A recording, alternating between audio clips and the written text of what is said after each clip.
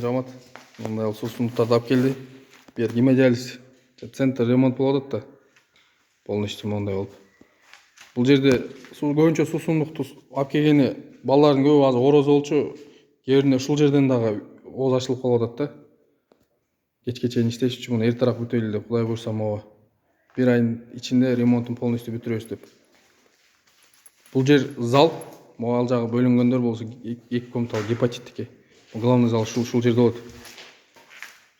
Могу сырт плит этип турган.